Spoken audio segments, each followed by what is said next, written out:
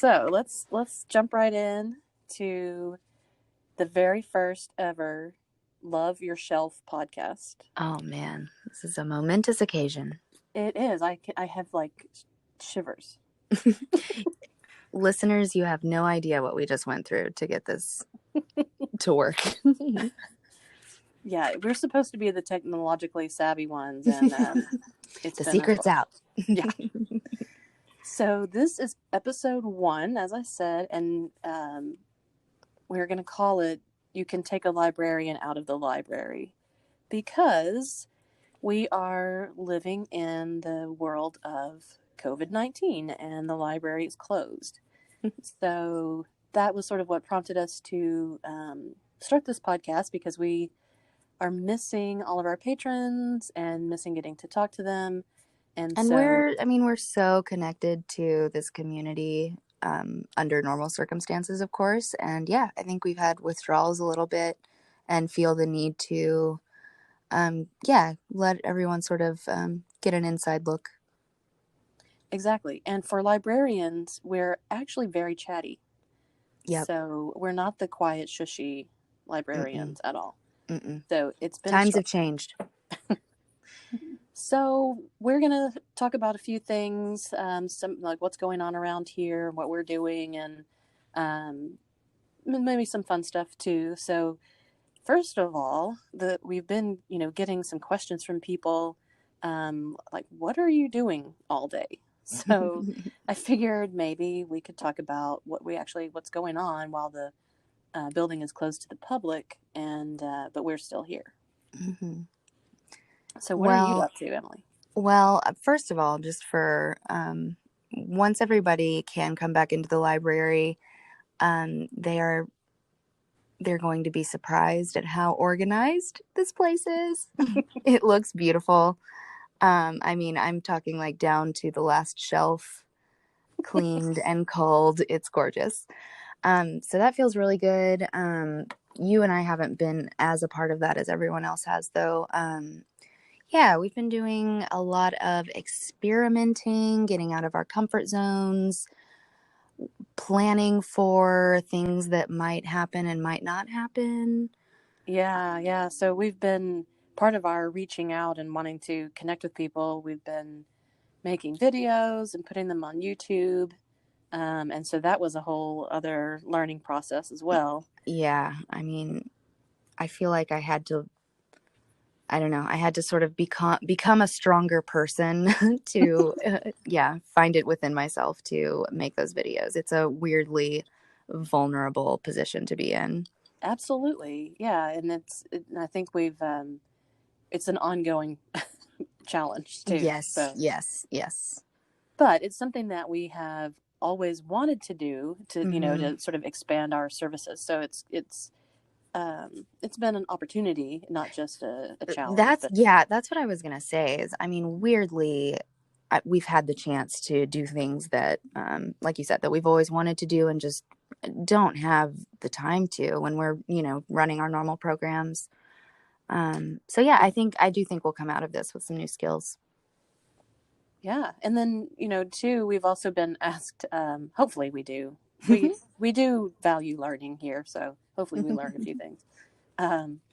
But we have been asked, like, well, so if you're there and you're working, but you get to be in that big empty building, and it's a special building because it's a library, and so people are always wondering, like, what do you do when you get to be in there by yourself? Like, do you yell and scream and dance and run around and all that stuff? That's all we do. It is a dance party every day. Yeah, yes. So we want to know, because that's always the second part of that question, is when people ask, well, what do you do in there? Well, I know what I would do. Is X. So we want to know. So hopefully you guys are listening to this and will respond to us to let us know what you would do if you got to be in the library day in, day out, all by yourself while it was empty. So, and anybody, the person who has the best answer, we're going to announce a winner. of the contest as our next podcast. So, Oh yeah, the yeah, stakes are high, folks. it is. You will get mentioned in the Love Your Shelf podcast. That is celebrity status. I mean, it's about to be. So, yeah, so we want to hear from you on that. So the other thing, one of the other things that we've been doing, as we said, we're working on videos.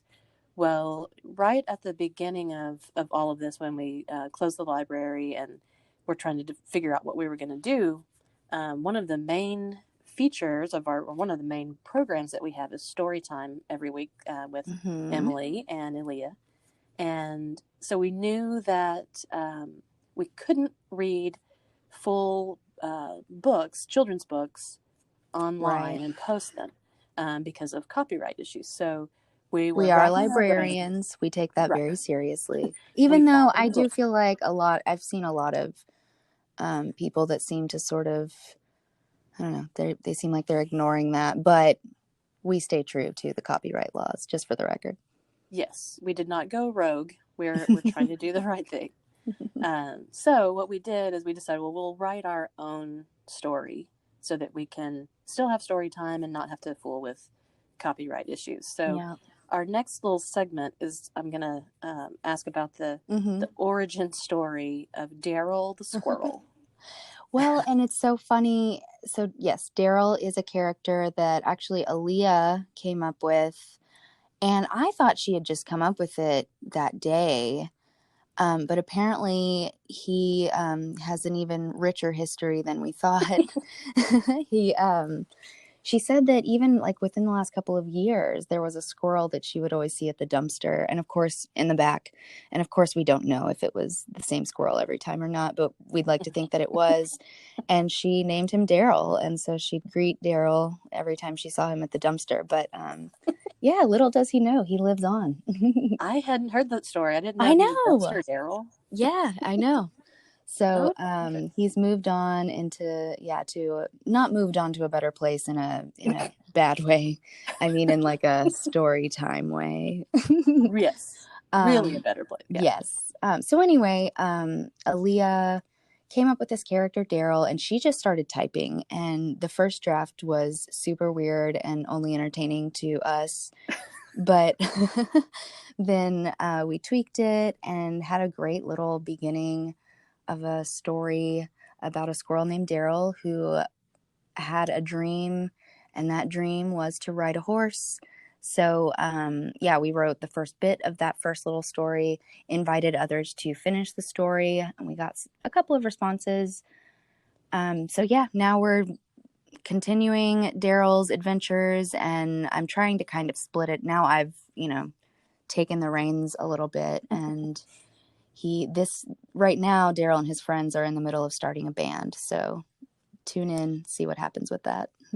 Yeah, and of course, like any megalomaniac author, you have to write yourself into the story. Oh yes, how could I forget? Yeah, so all the characters are all of us on the staff. So Daryl has tons of girlfriends. They're all lady friends. But yeah, I went around. Species too. Yes, I went around. I asked everyone, all of our staff, what animal they would like their character to be. And at first we were kind of on a woodland creature. We were in that pattern. And then Summer said, well, could it be, I don't remember how she phrased it, like, could it be any animal? And I was like, I kind of skeptically was like, yes. And she said, because I'd like to be a dolphin. And I was like, okay, dolphin it is. I'll find a way. So all kinds of animals. So we're continuing that. Daryl has also gotten his own illustrations, and all of the characters have.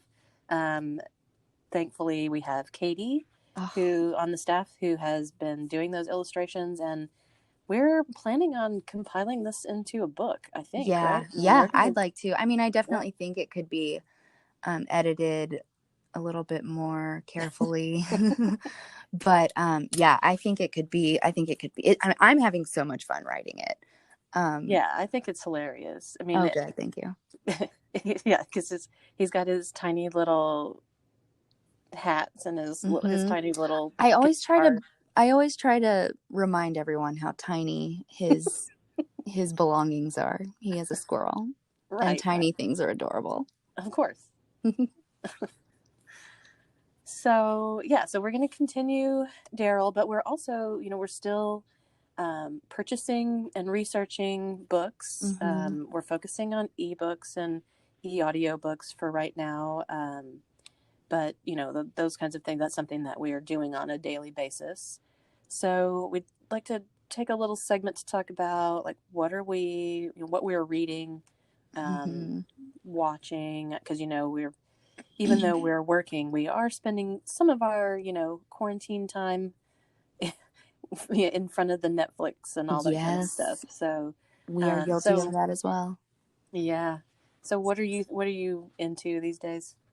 Well, as for reading, I'll start with reading. So there's a series, I don't even know what you would call the series, the Three Pines novels, Inspector Jamash. Mm-hmm. But the author is Louise Penny.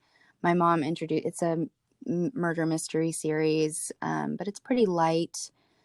My mom Mm-hmm. introduced me to this series a couple of years ago, and I've really slowly sort of been making my way through it. But I just finished The Beautiful Mystery is the one that I just finished, and I'm just glad to be back into that series. It's really fun. I want to live in the little village where it's set and eat all of the delicious food, and it's a great like cozy mystery. I've always loved the concept of a light murder mystery. That's like Me my favorite too. description. Yes, I mean it's truly comforting, strangely.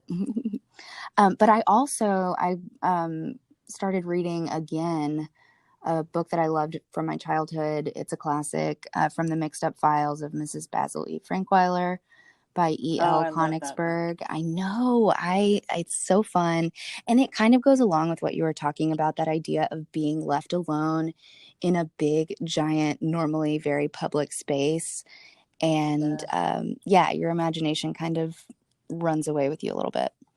oh yeah, I was obsessed with that book when I was a child, and just thinking Uh-huh. about getting to be in the museum when there was nobody in there and having Yes. just full, access to everything. And Uh-huh. and those kids too, they're like snarky and funny and smart Yes. and And weirdly sort of grown up. yeah, yeah. No, I Yeah, love yeah. that book. I do too. It's great.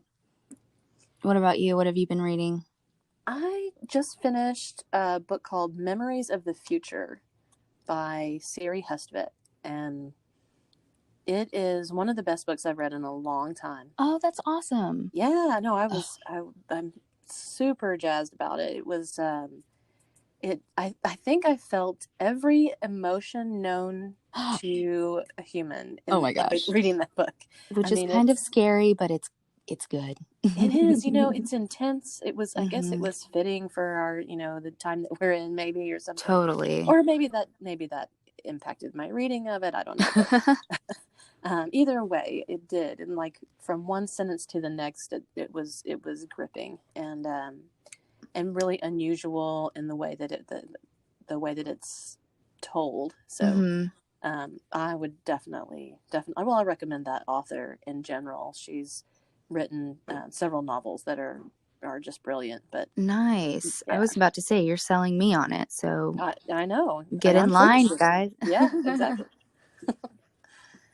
Uh, Okay. Guilty pleasure television. What have you been watching? oh gosh, what haven't I been watching? I'm saying.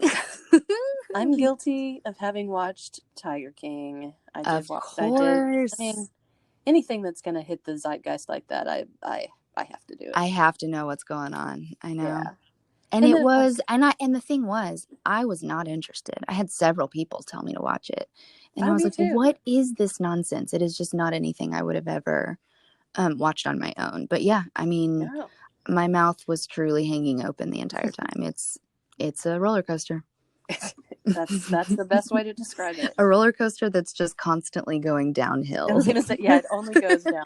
There's no up and no redeemable characters really. No, it's and I'm hoping that she's listening to this because I'm going to give a shout out to my friend Michelle, who just went to Oklahoma Uh-huh. and Oh my stopped gosh. by that place. And No. yes. And so I saw there was a picture of her with, oh no, I can't think of his name. The guy, Joe the Exotic? no, he's I guess he's still in prison, but Oh, the other yeah. guy, yeah, the other guy who ended up with the Spoiler with the alert. place. Sorry, guys. Oh, oops. Yeah, delete. Wait, the Yeah, other tiger guy, I yeah, guess. I don't yes, know what the official name for yeah. that He's is. not the Excuse Tiger me. King. He's the Tiger Prince? runner-up or something. Yeah. But yeah, I can't remember his name either, but I was not a fan. No, but yeah, but I was pretty stunned when I saw a picture of her with him. I mean, it's almost like visiting like the site of a cult or something. I mean, yeah, it's just Well, I think to me it was like seeing her with a mythical creature. I didn't believe yeah, that these okay. people really existed. Yeah, I absolutely. know, I know that it's supposed to be for real, but I thought no, these people don't. They don't. They feel like characters. They don't feel like Right. real They people. know a camera sitting in front of them. They're making this all up. Right, but apparently they exist. So Ugh, it's I don't know how I unbelievable. feel about that, I honestly. know. Right, yeah. A little uneasy maybe. Yeah, exactly. Oh my goodness. But well, yeah, I was right there with you. I also discovered again me and my murder mysteries. So one of my all-time favorite shows ever was season 1 of Broadchurch. It came out, I don't know, 2014ish maybe. It was a BBC show. It's amazing. If It is good. It Yes. is so good. So I'm always kind of trying to chase that high, so to speak. And this one, I came pretty close. It wasn't as good, but I really enjoyed it. It's called The Bay. It's on Amazon Prime. It's also BBC. Um, I and haven't seen that. it's really good. It takes place in the UK in a sort of it's a bay town. It's called The Bay. So it, kind of reminds me of Broadchurch in that way. And I want to say it takes like they're kind of near a little town near Scotland. So I recommend watching it with the captions. It's kind of hard to Yeah, to understand some of the accents, but it was really good, riveting. I loved the lead character, so I recommend The Bay.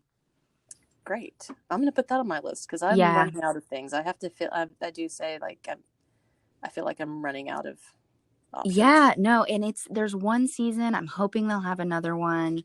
I got really excited because I think there's another show called The Bay that has several seasons. I didn't look into it, but at first Oh, I thought that one was the one I was watching. And I was like, great, there are 5 seasons. And then I was really upset when I finished the first season and there wasn't anymore. So that's a just bummer. warning everyone so you don't get your heart broken.